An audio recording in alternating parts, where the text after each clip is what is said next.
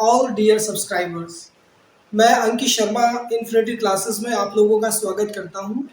आज की इस वीडियो में हम बात करने वाले हैं कंपनी लॉ का एक पेपर था जो मई 2019 में LLB 4th सेमेस्टर में आया था। उसके कुछ एक प्रश्न हैं। आज हम वो हाफ पेपर को इस वीडियो के अंतर्गत उसको सॉल्व करने वाले हैं।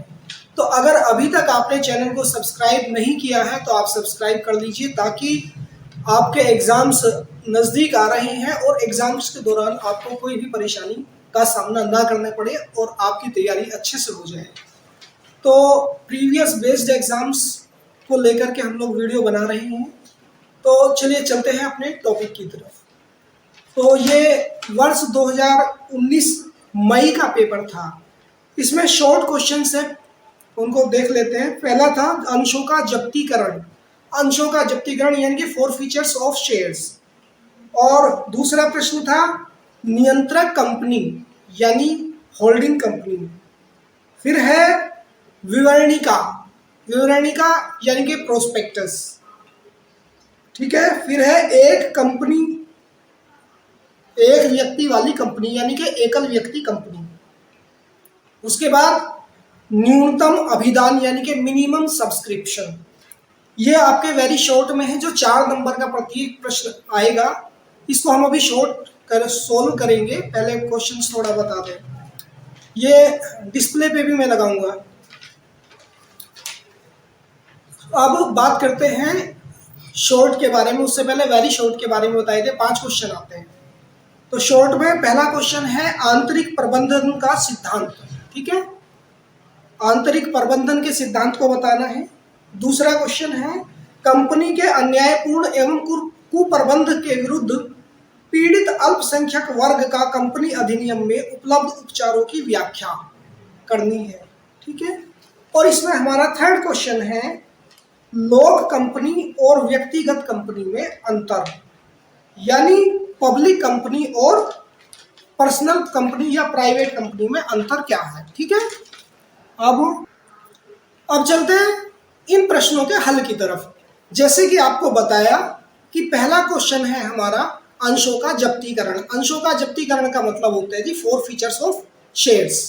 तो देखिए, जब कंपनी अंश निर्गमित करती है, निर्गमित करना मतलब इशू करना, जब कंपनी अंशों को इशू करती है तो आवेदन, जो एप्लीकेशंस दी जाती हैं, आवेदन पर सभी अंश पत्रधारियों को कंपनी के द्वारा अंश के बदले धन देना होता है, यानी कि शेयर्स के बदले में कुछ पैसा देना होता है। ठीक है। लेकिन जब अंश पत्रधारी कंपनी द्वारा याचित याचना, याचना यानी कि डिमांड, जो कॉल होती है ना, जो मांगी गई राशि होती है ना, तो कंपनी द्वारा याचित याचना राशि को पूर्ण रूप से नहीं दे पाते तो कंपनी द्वारा जमा किए गए उनके धन को कंपनी जब्त कर लेती है और उन्हें दिए गए अंशों का हरण कर लेती है। इसको हम अंशों का जब्तीकरण कहते हैं या 4 फीचर्स ऑफ शेयर कहते हैं। अब बात करते हैं दोस्तों हम नियंत्रक कंपनी के बारे में। नियंत्रक कंपनी यानी कि होल्डिंग कंपनी। जैसे कि मैं बता दूं कि कंपनी एक्ट 2013, कंपनी अधिनियम 2013 सेक्शन 2 यानी धारा 2, कंपनी एक्ट 2013 सेक्शन 2 क्लोज 46 के अकॉर्डिंगली मैं इसको बता रहा हूं कि नियंत्रक या सूत्रधारी कंपनी, होल्डिंग कंपनी यानी नियंत्रक कंपनी को सूत्रधारी कंपनी भी कहते हैं। ठीक है। तो एक नियंत्रक या सूत्रधारी कंपनी एक या अधिक कंपनियों के संबंध में आशय एक ऐसी कंपनी से है जिसका उन कंपनियों की 50% से अधिक अंश पूंजी पर अधिकार होता है। सही है। या उनके निदेशक मंडल के गठन पर उनका पूर्ण अधिकार है। तो ऐसी दशा में जो पहली कंपनी होगी वो नियंत्रक कंपनी कहलाएगी, क्योंकि वो उसको कंट्रोल करके लेकर चल रही है। तथा बाद वाली जो कंपनी है वो कहलाएगी सहायक कंपनी। अब इसी एक प्रश्न से एक तीर 2 निशान वाली बात है। क्या कि सहायक कंपनी का भी आपको पता चला और नियंत्रक कंपनी का भी आपको पता चला। ठीक है दोस्तों। अब क्वेश्चन नंबर 3 की बात करते हैं, जो वेरी शॉर्ट में है, विवरणिका। विवरणिका यानी कि ब्रोशर या प्रोस्पेक्टस भी इसको कह देते हैं अंग्रेजी में। तो विवरणिका क्या है? देखो, विवरण से विवरणिका बनी है, ठीक है, इतना तो समझते हैं। अब जैसे किसी संस्था से संबंधित गतिविधियों का क्रमबद्ध विवरण देने वाली एक जो पत्रिका होती है या विवरण पत्र होता है या जो प्रोस्पेक्टस होता है, उसे हम विवरणिका कहते हैं। अब इसको बात करते हैं हम अपने कंपनी लॉ की लैंग्वेज में। देखो, प्रत्येक कंपनी जो होती है उसे अपना व्यापार अच्छी तरह से, अच्छे प्रकार से चलाने के लिए अंश पूंजी को लगाना जरूरी होता है, और एक प्राइवेट कंपनी आवश्यक पूंजी अपने सदस्यों से ही इकट्ठा कर लेती है, उसको इधर उधर शेयर इशू करने की जरूरत नहीं होती, ठीक है। इसलिए उसे जनता को अपने अंश या ऋण पत्र, अंश कहते हैं शेयर्स को और ऋण पत्र कहते हैं डिबेंचर्स को, तो शेयर्स और डिबेंचर्स को खरीदने के लिए आमंत्रित करने की जरूरत बिल्कुल भी नहीं होती, ठीक है। हालांकि इसके विपरीत अगर मैं बात करूं एक लोक कंपनी के बारे में, लोक कंपनी यानी कि पब्लिक कंपनी, क्योंकि पब्लिक का उसमें हित समाहित होता है इसलिए उसको लोक कंपनी कहते हैं। तो एक लोक कंपनी को जनता के योगदान से अपनी अंश पूंजी जुटाने के लिए जो विवरण प्रलेख जारी करना पड़ता है उसे कंपनी अधिनियम 2013 की धारा 23 क्लोज 1 के अकॉर्डिंगली कंपनी की विवरणिका कहा जाता है। तो विवरणिका समझ में आ गई, यानी कि कंपनी का विवरण देने वाली जो चीज होती है उसको विवरणिका कहते हैं। बस ध्यान इस क्वेश्चन में ये रखना है कि जो प्राइवेट कंपनी है, प्राइवेट कंपनी जो अपनी पूंजी है, अपना धन है, वो इकट्ठा कर लेती है अपने सदस्यों से ही, तो उसको शेयर्स जो है पब्लिकली इशू करने की जरूरत नहीं होती, जबकि लोक कंपनी होती है लोक हित में होती है, और जो प्राइवेट कंपनी है वो अपने खुद के हित में होती है, और जो पब्लिक कंपनी होती है, पब्लिक कंपनी अपने जो शेयर्स है उसको जो है जनता में इशू करेगी, और जो डिविडेंड आएगा यानी कि लाभांश आएगा उसी पूंजी के अनुपात में लाभांश भी अपने जो मेंबर्स के साथ में शेयर करेगी, ठीक है। अब बात करेंगे हम अपने फोर्थ प्रश्न के बारे में, ठीक है। तो जी हमारा जो फोर्थ क्वेश्चन था वो था न्यूनतम अभिदान यानी कि मिनिमम सब्सक्रिप्शन के बारे में हमने इसमें बताना था। तो इसमें मैं बता दूं, जो मिनिमम सब्सक्रिप्शन को कंपनी एक्ट 2013 सेक्शन 39 यानी कंपनी अधिनियम 2013 की धारा 39 के अनुसार इसको डिफाइन किया गया, क्या कि जो न्यूनतम अभिदान है कंपनी की विवरण पत्रिका में दी गई वो वाली राशि होती है जो निदेशकों की राय से अंश जारी करके कुछ प्रयोजन होते हैं उनके लिए पूंजी जुटाती है, ठीक है भाई। सब्सक्रिप्शन माने दान, चंदा, ये भी कह सकते हैं आप, मतलब अपने जो सदस्य हैं उनसे जो है चंदा इकट्ठा करना, उसको सब्सक्रिप्शन कहते हैं, अभिदान भी कह देते हैं इसको, ठीक है। तो वो कौन कौन सी चीजें हैं जिनके प्रयोजन के लिए ये मिनिमम सब्सक्रिप्शन इकट्ठा किया जाता है दोस्तों। तो देखो, पहली बात यह है, अगर कंपनी द्वारा खरीदी गई या खरीदी जाने वाली संपत्ति का मूल्य चुकाने के लिए इनका मिनिमम सब्सक्रिप्शन चाहिए होता है, या कंपनी के प्रारंभिक खर्चे या अंश निर्गमन आदि पर कमीशन देने के लिए जो शेयर्स इशू करने पर जो कमीशन होता है उसको उसके खर्चे के लिए ये खर्च करना पड़ता है, ठीक है। अभी बात करेंगे कि कंपनी द्वारा लिए गए जो ऋण हैं उनकी अदायगी के लिए इसका वर्णन किया जाता है। मतलब कंपनी ने अगर कोई कर्जा ले लिया है तो उस कर्जे के जो अदायगी है उसके लिए इसका जो है प्रावधान किया जाता है। अब बात करेंगे कंपनी की जो वर्किंग कैपिटल है यानी कार्यशील जो पूंजी है उसके लिए, और इसके बाद हमारा पांचवा पॉइंट है कि अन्य ऐसे खर्चे जो मतलब अन्य ऐसे खर्चों के लिए जिनके प्रयोजन, स्वरूप और अनुमानित राशि के विषय में कंपनी की विवरण पत्रिका में स्पष्ट उल्लेख किया गया हो कि भाई ये चीजें, ये खर्चे हमें किससे इकट्ठे करने हैं, सब्सक्रिप्शन से ये खर्चे हमने इकट्ठे करने हैं। अब बात करेंगे हम एकल व्यक्ति कंपनी या एक आदमी की जो कंपनी है। देखो, पहले मैं आपको बता दूं कि इससे कंपनी अधिनियम 2013 से पूर्व एक अधिनियम था, कंपनी अधिनियम 1956, कंपनी एक्ट 1956। कंपनी एक्ट 1956 में एकल कंपनी का कोई भी जिक्र, कोई भी प्रावधान नहीं होता था उस समय। ओके, अब बात करेंगे जब ये कंपनी एक्ट जो है 2013 आया, इसके लागू होने के पूर्व जो है कोई प्रावधान तो था नहीं। अब इसी ने यानी कि कंपनी एक्ट 2013 की धारा 2 क्लोज 62 के द्वारा एकल व्यक्ति कंपनी को संवैधानिक मान्यता प्रदान कर दी गई है।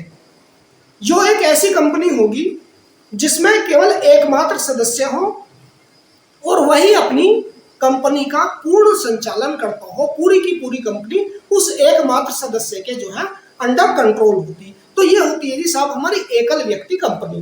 देखो बड़े आज कोई हमारे सब्सक्राइबर ने कहा कि सर आपकी जो बोलते हो थोड़ा तेज गति से बोलते हो, थोड़ा गति को धीमा करके बोले, तो आशा करते हैं आप स्पष्ट होंगे, मतलब आपको समझ आ रहा होगा स्पष्ट रूप से, ठीक है जी। हालांकि ये सारी चीजें बोर्ड पर भी आपको दिखाई दे।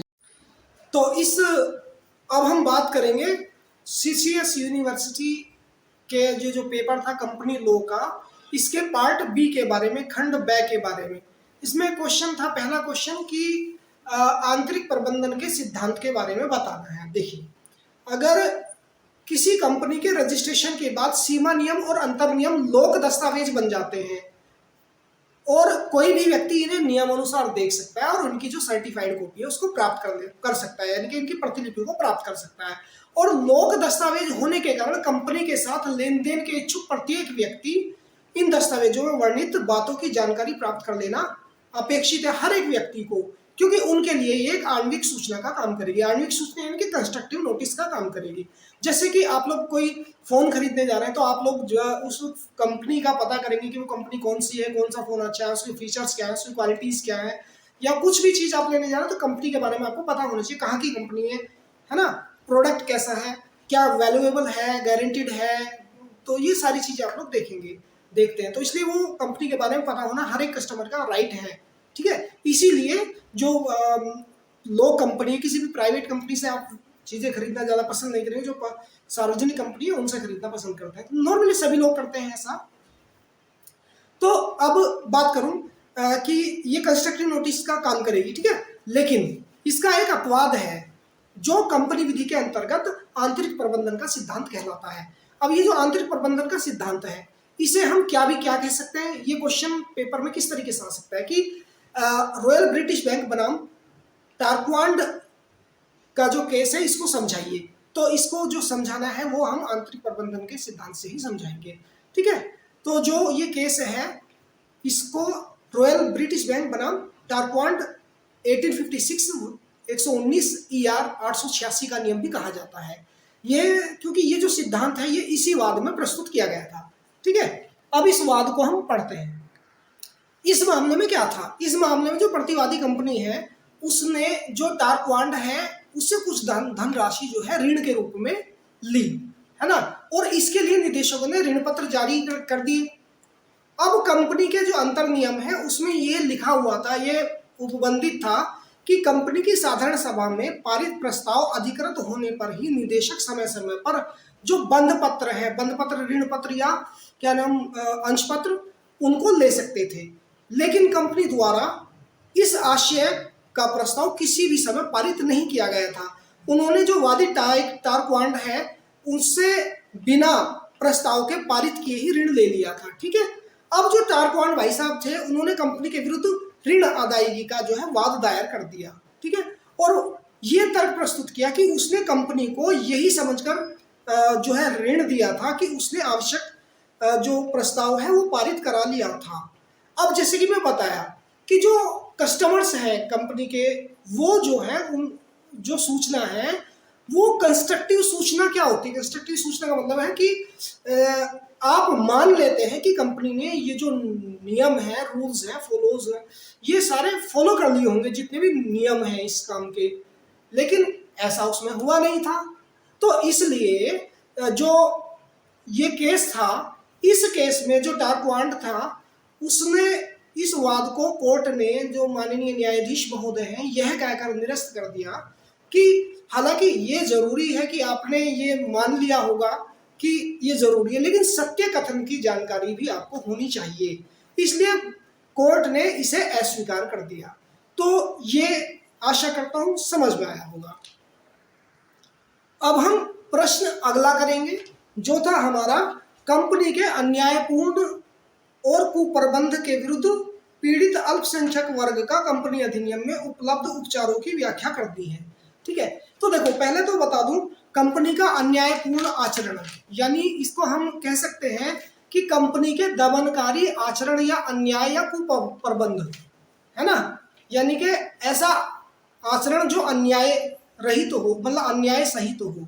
तो चलिए बात करते हैं पर इसके बारे में। देखो, कंपनी के अन्यायपूर्ण आचरण और कुप्रबंध को परिभाषित नहीं किया गया है कंपनी लॉ में। हालांकि धारा 241 और 242 के संदर्भ में इस पदावली को शाब्दिक नहीं लिया जाना चाहिए। यदि कंपनी के कार्यकलाप सार्वजनिक हित के विपरीत हों, या कुछ अंशधारियों के प्रति अन्यायपूर्ण हो, या कंपनी के परिसमापन के लिए उचित हो, फिर भी ऐसा परिसमापन कंपनी के सदस्यों के प्रतिकूल हो। ठीक है, तो ऐसी स्थिति में, जो ऐसी स्थिति है, मतलब जो ये व्यवहार है, ये सारी चीजें कंपनी के सदस्यों पर प्रतिकूल हो, उन पर गलत प्रभाव डालता हो, तो ऐसी स्थिति में निवारण के लिए कोई भी व्यक्ति अधिकरण यानी ट्रिब्यूनल्स में आवेदन प्रस्तुत कर सकता है, एप्लीकेशन दे सकता है कि जी हमारी ये समस्या है। मतलब कंपनी का जो परिसमापन कर देने के लिए, जो मतलब अगर कंपनी का कोई परिसमापन करना है, मतलब देखो अगर किसी व्यक्ति में कोई बुराई है ना, तो हमें उसकी बुराई से कोई लेना देना तो है नहीं। अरे उसमें कुछ अच्छाइयाँ भी होंगी, अगर उसके अंदर कुछ बुराई है तो अच्छाई तो आप भुगतोगे, अब जो उसके अंदर की बुराई है उसको कोई और भुगतेगा, मोदी जी भुगतेंगे नहीं। जिसके अंदर अच्छाई अगर हम उसको झेल रहे हैं, तो बुराइयां भी हमको ही झेलनी होती है। ठीक है, तो अब उसका परिसमापन करने के बजाय उसे, यदि उसे कुप्रबंध या कुव्यवस्था से बचाया जा सके, तो ये बहुत ज्यादा न्याय संगत और उचित होगा। ठीक है, अब जैसे मैं बात करता हूं आपसे कि अन्यायपूर्ण जो आचरण है, इसके विरुद्ध आवेदन कौन कौन कर सकता है। हालांकि ये जो कंपनी का दमनकारी आचरण था, इसमें एक केस था शांति प्रसाद जैन का। शांति प्रसाद जैन बनाम Kalinga tubes limited AIR 1965 SC 1535। दमनकारी आचरण ऐसा निम्न स्तरीय आचरण होता है जो उचित आचरण के बिल्कुल विपरीत हो। मान ले, और ये भी कहा कि जो माननीय सर्वोच्च न्यायालय ने परिभाषा दी थी इसकी, कि जो दमनकारी आचरण है उचित आचरण के बिल्कुल विपरीत होता है, जो कंपनी के जो शेयर्स होल्डर हैं उनके विश्वास के प्रति अन्यायपूर्ण व्यवहार करता हो। तो ये था हमारा दमनकारी आचरण, यानी शांति प्रसाद जैन बनाम कलिंगा ट्यूब्स लिमिटेड का केस। अब बात करेंगे हम, जो अन्यायपूर्ण आचरण है उसके विरुद्ध आवेदन कौन कौन कर सकता है। तो धारा 244 के अंदर में इसके सारे प्रावधान दिए गए हैं कि जो अन्यायपूर्ण आचरण है उसके विरुद्ध जो है कौन कौन आवेदन कर सकता है। पहली बात, नंबर 1, यदि कंपनी की अंश पूंजी है तो उसके कम से कम 100 सदस्य या कम है, या कुल सदस्य जितने अगर ज्यादा हैं तो कुल सदस्य का 1/10 भाग जो मेंबर हैं वो आवेदन कर सकते हैं, अपनी समस्या को रख सकते हैं ट्रिब्यूनल के सामने। दूसरी बात, कंपनी की निर्गमित जो अंश पूंजी है, जो मतलब कंपनी द्वारा जो शेयर्स कैपिटल है वो इश्यूज की गई है, उसका 1/10 भाग यानी कि 10वां भाग धारण करने वाले जो सदस्य हैं, ये एक से ज्यादा सदस्य हो सकते हैं, ये भी अप्लाई कर सकते हैं। थर्ड पॉइंट, ऐसी कंपनी की दशा में जो मतलब दमनकारी आचरण रखती है, तो जिसकी अंश पूंजी नहीं है, उसके सदस्यों की कुल संख्या के 1/5 भाग के हस्ताक्षर पर आवेदन करने जरूरी है। ठीक है, तो 3 बात बताई जी मैंने। क्या बताई? कि भाई या तो 100 सदस्य हो पहली बात, या 1/10 भाग हो। ठीक है। दूसरी बात, जो शेयर्स कैपिटल है वो 1/10 भाग धारण करने वाले व्यक्ति हों। या तीसरी बात जो हमने बताई, मतलब अगर किसी की अंश पूंजी नहीं है, शेयर्स कैपिटल नहीं है, अन्य कोई व्यापार कर रहे हैं, तो उसमें जितने मेंबर्स हैं उनके जो है 1/5 भाग यानी कि 5वां हिस्सा जो मेंबर्स हैं उस आवेदन पर उनके सिग्नेचर होने चाहिए। अब इसमें मैं बता दूं आपको, धारा 244 क्लोज 1 के अकॉर्डिंगली कुछ एक चीजें हैं, क्योंकि जो आवेदन करना है अन्यायपूर्ण आचरण के विरुद्ध वो धारा 244 के अकॉर्डिंगली तो कर सकते हैं, लेकिन उसमें धारा 244 में क्लोज 1 है। इस क्लोज 1 में क्या है कि किसी सदस्य या सदस्यों की प्रार्थना पर केंद्र सरकार यदि उचित समझे तो अधिकरण में आवेदन करने हेतु सदस्यों की न्यूनतम संख्या की शर्त को हटा सकती है। अगर ये, क्योंकि केंद्र सरकार के हाथ में है कि सदस्यों की संख्या कम करनी है या बढ़ानी है, ठीक है। कंपनी द्वारा अपने अंतर नियमों में इस उपबंध के उल्लंघन में कोई भी प्रावधान रखा जाना अवैध होगा। मान लो अगर कंपनी ये कहती है कि जी देखिए साहब, आपने ऐसा काम किया जो हमारे खिलाफ है, आपने सदस्य घटा बढ़ा दिए, तो कंपनी नहीं कर सकती, वो अवैध माना जाएगा, क्योंकि केंद्र सरकार का फैसला है। Central government is the boss and boss is always right. Okay, अभी बात करेंगे धारा 244 क्लोज 2 के बारे में, यानी कंपनी एक्ट 2013 की धारा है ये सारी, 2013 की धारा, क्योंकि अब कंपनी अधिनियम 1956 नहीं चलने का। उसकी क्लोज 2 के अनुसार, धारा 244 क्लोज 2 के अनुसार, न्यूनतम सदस्यों द्वारा आवेदन पर हस्ताक्षर कर दिए जाने पर आवेदन किसी एक या अधिक व्यक्ति द्वारा भेजा जा सकता है।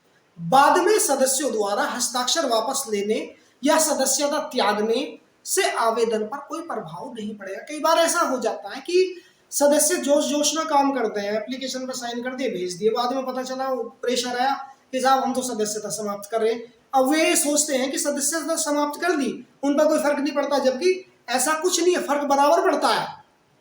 वो उस जो प्रॉब्लम है उससे बच नहीं पाएंगे, जो भी रिजल्ट आएगा माननीय न्यायालय का। ठीक है, तो ये था।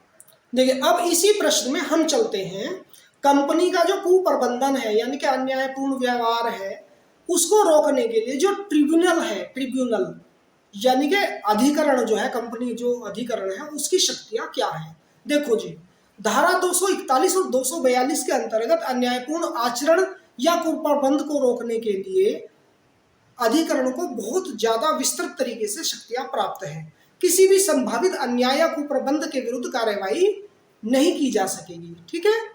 धारा 242 के अनुसार कुप्रबंध की शिकायत की जांच करने के बाद अधिकरण द्वारा इस कंपनी को निम्न आदेश पारित किए जा सकते हैं। कौन कौन से आदेश है? नंबर 1 आदेश ये पारित किया जा सकता है कुप्रबंध को रोकने के लिए, क्या कि कंपनी को भविष्य में अपने कार्य समुचित रूप से चलाने के लिए आदेश दे सकती है।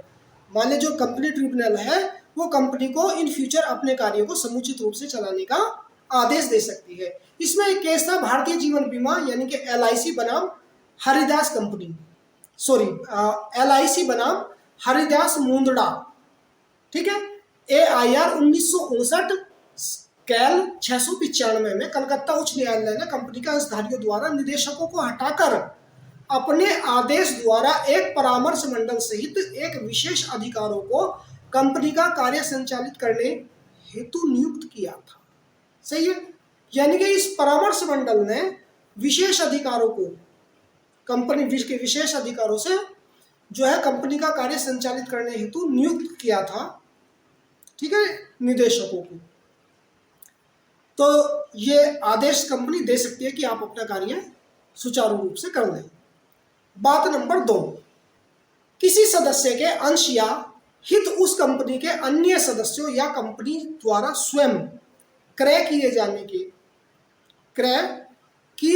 के लिए यानी कि आदेश दे सकती है कंपनी, मतलब जो ट्रिब्यूनल है, कि अगर किसी सदस्य के अंश हैं या उसका जो हित है यानी कि उसका जो प्रॉफिट है उस कंपनी के अन्य सदस्यों या कंपनी द्वारा खुद खरीद ले सकती है, इसके लिए आदेश दे सकती है, भाई अगर नहीं बिक रहा खुद ही उसको खरीद लो। बात नंबर 3, यदि कंपनी स्वयं ही अंशों को क्रय करती है, अगर कोई कंपनी खुद ही अपने शेयर्स खरीद लेती है, तो उसके फलस्वरूप उसकी अंश पूंजी में होने वाली जो शेयर्स कैपिटल है, होने वाली जो कमी है, उसको अधिकरण द्वारा अधिकृत किया जा सकता है, यानी कि ट्रिब्यूनल द्वारा उसको ऑथोराइज किया जा सकता है। ठीक है, अब बात करेंगे नंबर 4 पॉइंट के बारे में। कंपनी और उसके किसी प्रबंध निदेशक या व्यवस्थापक के बीच किसी संविदा की समाप्ति या अपास्त करने या उसमें परिवर्तन करने की अधिकार शक्ति भी अधिकरण के पास सुरक्षित है। ठीक है, किसकी? भाई प्रबंध निदेशक हो या व्यवस्थापक हो, इनके बीच कोई कॉन्ट्रैक्ट है, उसकी समाप्ति हो या उसमें कोई परिवर्तन हो, ये सारे जो अधिकार हैं, ये जो सारी शक्ति हैं, ये कंपनी ट्रिब्यूनल के पास होती है। 5 नंबर पॉइंट, तो पॉइंट नंबर 5 में शिकायतकर्ता द्वारा पेश किए गए आवेदन की तिथि 3 माह पूर्व कंपनी द्वारा किए गए कपटपूर्ण अधिमान्यता प्राप्त समव्यवहारों को अधिकरण रद्द कर सकता है। यानी कि 3 माह पहले जो कपटपूर्ण जो समव्यवहार है जो प्राप्त हुए हैं, ठीक है, अधिकरण उनको रद्द कर सकता है। ठीक है, अब बात करेंगे हम पॉइंट नंबर 6 के बारे में। किसी विषय पर अधिकरण अपने विवेक अनुसार उचित व्यवस्था दे सकता है, अपने विवेक का अधिकार प्रयोग कर सकता है। ठीक है, जो न्याय संगत और आवश्यक समझे, अगर कंपनी ट्रिब्यूनल उसको न्याय संगत समझता है, जरूरी समझता है, तो अपने विवेक अनुसार आदेश दे सकता है। सही है, अगली बात करेंगे पॉइंट नंबर 7 के बारे में। अगर अल्पमत की सुरक्षा, अगर अल्पमत है तो अल्पमत की सुरक्षा के लिए अंतर नियमों में संशोधन करने के लिए आदेश दिया जा सकता है। ठीक है, कंपनी के कुप्रबंधन को रोकने के लिए जो कंपनी ट्रिब्यूनल है, अल्पमत की सुरक्षा करने के लिए जो कंपनी के अंतर नियम है, उनमें कोई भी संशोधन करने के लिए आदेश दे सकता है, कोई कुछ भी। ठीक है, अब बात करते हैं, देखिए हालांकि ये क्वेश्चन उन्होंने जो है शॉर्ट में दिया था, अभी हमको तो पूरा करके लेके चलना पड़ेगा ना, हो सकता है आने वाले एग्जाम में पूरा लॉन्ग में आ जाए, इंपॉर्टेंट क्वेश्चन है ना। तो दमन और जो है, तो दमन और कुप्रबंध में अंतर बताना है जी। ठीक है, या ये क्वेश्चन ऐसा आ सकता है कि दमन, मतलब ये भी पूछा जा सकता है कि दमन और कुप्रबंध में अंतर क्या है, हालांकि ये इसी के अंदर का पार्ट है, इसी क्वेश्चन का। इस क्वेश्चन को दूसरे तरीके से कह सकता है कि धारा 241 और 242 में क्या अंतर है, क्योंकि मैं बता दूं, जो दमन है, दमन को डिफाइन किया गया 241 में और कुप्रबंध को डिफाइन किया गया है 242 में। सही है, अब धारा 241 की अगर मैं बात करूं तो 241 के अधीन दमनात्मक आचरण के आधार पर कंपनी की परिसमापन किए जाने हेतु आदेश पारित करने के लिए उन वास्तविक तथ्यों का विद्यमान होना जरूरी है जिससे कंपनी के विरुद्ध अन्यायपूर्ण आचरण का मामला बनता है। यानी 241 के अधीन क्या है, जो दमनात्मक आचरण है उनके आधार पर कंपनी का परिसमापन, उनको समाप्त करना के लिए आदेश पारित करने के लिए वास्तविक तथ्यों का विद्यमान होना जरूरी है कि वास्तव में वो पॉइंट्स क्या हैं। ठीक है जी, उनका जरूरी है, जिसके मतलब जिसके कारण कंपनी के विरुद्ध अन्यायपूर्ण आचरण का मामला बनता है। वो कौन कौन से कारण हैं जो अन्यायपूर्ण आचरण बना रही है।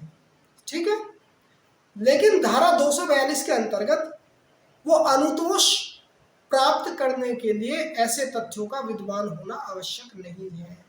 ठीक है, अनुतोष प्राप्त करने के लिए इस प्रकार के तथ्यों का होना जरूरी नहीं है। ठीक है दोस्तों, अब बात करेंगे पॉइंट नंबर 2 के बारे में। धारा 241 तो कहती है कि अधिकरण अपने आदेश द्वारा सदस्यों को उनके प्रति अमान्य होने से बचाता है, उनके प्रति अन्याय होने से बचाता है। ठीक है, धारा 241 कहती है कि जो अधिकरण है वो जो शेयर्स होल्डर्स हैं, जो कंपनी के मेंबरान हैं, उनको प्रति जो अन्याय हो रहा है उसको उससे बचाने का काम करता है। ठीक है, जबकि धारा 242 जो कहती है कि अधिकरण कंपनी के हितों के संरक्षणार्थ उसे अन्याय से बचाने हेतु आदेश पारित कर सकता है। इसमें आदेश पारित किया जाएगा धारा 242 में और धारा 241 में, ये बचाएगा, यानी कि अन्याय होने से पहले बचाने का काम करेगी धारा 241, और धारा 242 अगर अन्याय हो गया है तो उसको बचाने का आदेश देगा। ठीक है। पॉइंट नंबर 3 के बारे में हम बात करेंगे। धारा 241 कहती है कि अधिकरण परिवादी सदस्यों को उनके प्रति हो रहे दमनात्मक आचरण को समाप्त किए जाने हेतु आदेश पारित करता है। ठीक है। जबकि धारा 242 कहती है कि जो उपबंध है वो प्रिवेंटिव स्वरूप के होने चाहिए। धारा 242 में जो उपबंध है, जो नियम है, जो बाउंडेशंस है, वो निवारक होने चाहिए। ठीक है, प्रिवेंटिव। अब मैं बता दूं एक बात, पॉइंट नोट करने वाला पॉइंट है ये, वो ये है जी कि जितनी हमने अभी तक बात पढ़ी, ये सारी होने के बावजूद दोनों ही धाराएं इस मामले में अनुतोष दिए जाने के लिए दीवानी न्यायालय की अधिकारिता को अपवर्जित नहीं करती, यानी कि ये अपवर्जित नहीं करेंगी दीवानी न्यायालय में। ठीक है, चलिए अब हम बात करेंगे अगले क्वेश्चन के बारे में। जो क्वेश्चन था हमारा कि लोक कंपनी और व्यक्तिगत कंपनी में अंतर बताना है। देखिए, जो लोक कंपनी है, सबसे पहले बात करते हैं उनके सदस्यों के बारे में। लोक कंपनी और सार्वजनिक कंपनी के बारे में। लोक कंपनी मतलब सार्वजनिक कंपनी और व्यक्तिगत कंपनी मतलब लिमिटेड कंपनी। ठीक है जी। तो जो सार्वजनिक कंपनी है, इसमें जो न्यूनतम सदस्य हैं कंपनी के, उनकी सीमा 7 होती है सार्वजनिक कंपनी में, यानी कि पब्लिक कंपनी में न्यूनतम मिनिमम मेंबर 7 हो सकते हैं और मैक्सिमम मेंबरों की कोई सीमा नहीं है, वो कितने भी हो सकते हैं। जबकि निजी कंपनी में जो न्यूनतम मेंबरों की संख्या होती है वो 2 होती है और अधिकतम 200 हो सकती है, ये थे सदस्य के आधार पर। अब बात करेंगे पूंजी के आधार पर। पूंजी के आधार पर सार्वजनिक कंपनी में यानी पब्लिक कंपनी में पूंजी जो है 5 लाख या जो भी निर्धारित है, जो कम से कम तो 5 लाख रुपए चाहिए, और जो निर्धारित है अगर ज्यादा है तो निर्धारित है वो होनी चाहिए। जबकि निजी कंपनी में न्यूनतम 1 लाख या जो निर्धारित है वो। ठीक है। अब बात करते हैं निदेशकों की संख्या के बारे में। तो जो निदेशकों की संख्या है, ये इंपॉर्टेंट बात है, ध्यान रखना। निदेशकों की जो संख्या है वो धारा 149 में डिफाइन की गई है। ठीक है, निदेशक की संख्या, कंपनी के जो निदेशक होते हैं, डायरेक्टर्स होते हैं, उनकी जो संख्या होती है धारा 149 में डिफाइन की जाती है। ध्यान रखना, चाहे वो सार्वजनिक कंपनी हो या निजी कंपनी हो। ठीक है। तो अब बात करेंगे निदेशकों की संख्या जो सार्वजनिक कंपनी में है न्यूनतम 3 हो सकती है, जबकि निजी कंपनी में न्यूनतम 2 संख्याएं हो सकती हैं। ठीक है। अब बात करेंगे जनता को अंश लेने के लिए आमंत्रण। इसमें मैं पहले भी बता चुका हूं, फिर बता देता हूं। जो सार्वजनिक कंपनी है वो तो लोकहित के लिए काम करती है, इसलिए वो जनता में अपने शेयर्स को इशू करेगी, जबकि न्यूनतम कंपनी जनता में मतलब जबकि प्राइवेट कंपनी जनता में अपने शेयर्स को इशू नहीं कर सकती। ठीक है। अब बात करेंगे अंशों के हस्तांतरण के बारे में। सार्वजनिक कंपनी में अंशों का हस्तांतरण हो सकता है, यानी कि ट्रांसफर किया जा सकता है अंशों का, जबकि निजी कंपनी में, प्राइवेट कंपनी में अंशों का जो ट्रांसफर है वो नहीं किया जा सकता। सही है। अब बात करेंगे गणपूर्ति या गण कोरम के बारे में। देखिए, इसमें जो है न्यूनतम 5 सदस्य चाहिए सार्वजनिक कंपनी में और निजी कंपनी में न्यूनतम चाहिए सदस्य 2। ठीक।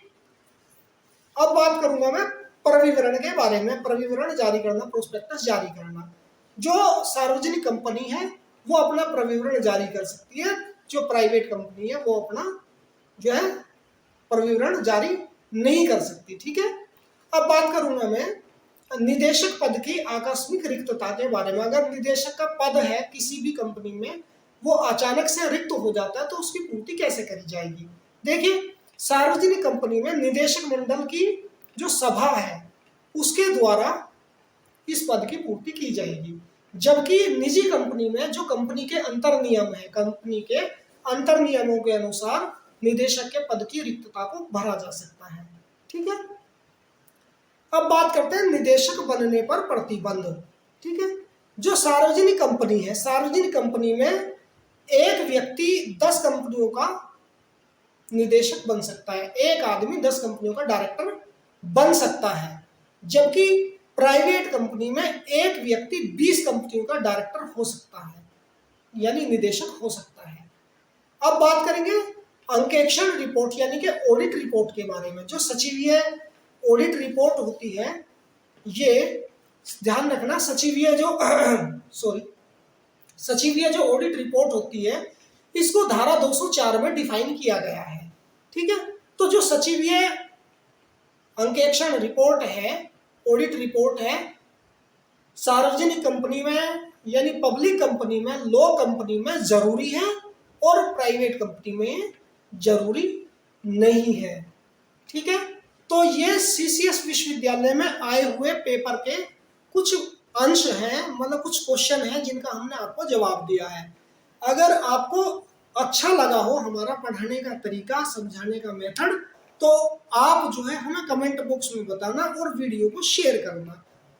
देखो, अगर हमारे एक शेयर से किसी और का भी भला हो जाए तो क्या प्रॉब्लम है। अगर हम खुद किसी का भला करेंगे, हो सकता है ईश्वर हमारा भी भला करे और दूसरे के भले में ही अपना भला। तो इन्हीं विचारों के साथ मैं अंकित शर्मा आपसे विदा लेता हूं आज के इस लेक्चर में। अगले वीडियो में जल्दी से मिलेंगे। आप लोगों का प्यार मिलता रहा हो। तब तक के लिए नमस्कार, जय हिंद।